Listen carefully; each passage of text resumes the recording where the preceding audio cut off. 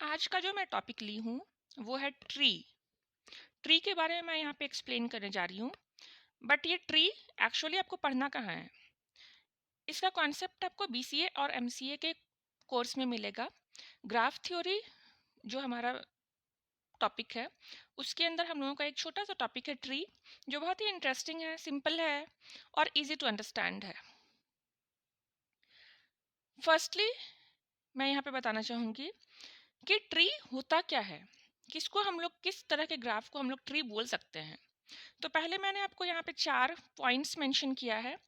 अगर ये 4 पॉइंट्स उस पर्टिकुलर ग्राफ में सेटिस्फाई करते हैं then it will be considered as tree. अब वो 4 पॉइंट्स वन बाय वन क्या हैं उसको हम लोग देखते हैं। First point is tree has no cycles. Means जो भी पर्टिकुलर ग्राफ है वो उसमें आपका साइकिल कंटेन नहीं होना चाहिए, वो साइक्लिक फॉर्म में नहीं होना चाहिए। And has n-1 edges. उस पर्टिकुलर ग्राफ में जो भी टोटल नंबर ऑफ एजेस हैं वो आपका n-1 होने चाहिए। मतलब n यहाँ पे डिनोट कर रहा है टोटल नंबर ऑफ वर्टेक्स को। तो हमारा n-1 एजेस मतलब जितने टोटल नंबर ऑफ वर्टेक्स हैं उससे एक कम होना चाहिए total number of edge. Then it will be considered as properly tree. Second point is G is connected. जो भी पर्टिकुलर ग्राफ है वो आपका आपस में कनेक्टेड होना चाहिए and has n-1 edges. And उसमें आपका मल्टीपल एजेस से कनेक्टेड नहीं होना चाहिए and has n-1 edges only. Means जितने टोटल नंबर ऑफ वर्टेक्स है उससे एक एज कम होना चाहिए। Third point is G is connected and every edge is a bridge. Connected तो होना चाहिए वो, डिसकनेक्टेड ग्राफ नहीं होना चाहिए। और इसका एक कंडीशन और है कि every edge is a bridge. Bridge का जो कॉन्सेप्ट है वो मैंने यहाँ पे आपको एक्सप्लेन किया है बाद में विथ एग्जाम्पल, उसको मैं लास्ट में एक्सप्लेन कर दूंगी। इस पॉइंट को मैं लास्ट में एक्सप्लेन करूंगी, अभी मैं नेक्स्ट लास्ट पॉइंट को एक्सप्लेन कर रही हूँ। Last point is any two vertices of G are connected by exactly one path. Exactly one path means कोई भी दो वर्टिसेस किसी भी कनेक्टेड ग्राफ का अगर वो ट्री है it means it will be connected by exactly single path, not multiple path या फिर लूप के थ्रू कनेक्टेड नहीं होना चाहिए। उसके बाद मैंने यहाँ पे कुछ एग्जाम्पल्स बनाए हैं। जैसे आप फर्स्ट एग्जाम्पल देखो, इसमें हमारा ये एक सिंगल लाइन है। इसमें total number of vertex that is n, n का नंबर है 1 2 3। तो according to all this conditions ये हमारे सारे कंडीशंस को सेटिस्फाई कर रहा है। Total number of vertex is n और total number of edges is n-1, that is 1 edge and 2 edge. तो हमारा ये कंडीशन सेटिस्फाई कर रहा है, it means this is a tree. Now second example, total number of vertex is 1 2 3 and 4 and total number of edges are 1 2 and 3. That it means it follows the condition of n-1 edges. It is connected also, every edge is a bridge also, and it is connected by exactly one path with all the vertices. Next example is this one.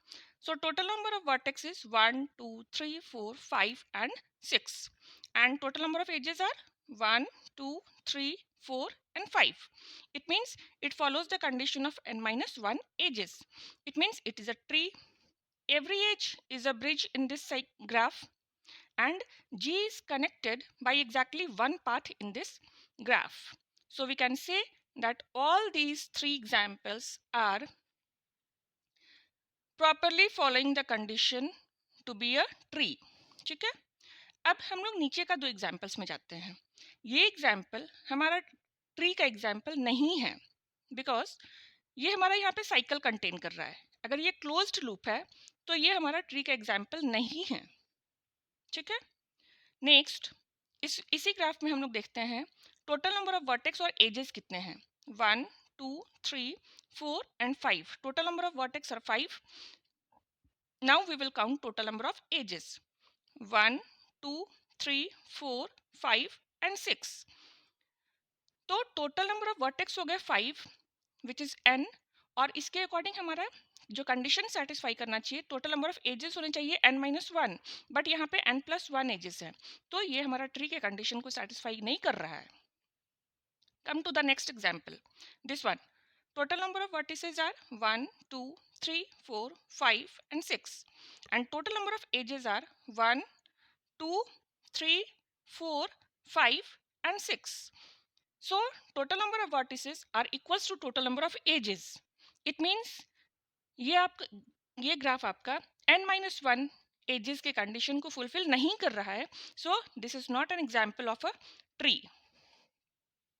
I think tree का क्या condition है, किस तरह के graph को हम लोग tree बोल सकते हैं, किस तरह के ग्राफ को ट्री नहीं बोल सकते हैं, this all things are clear now.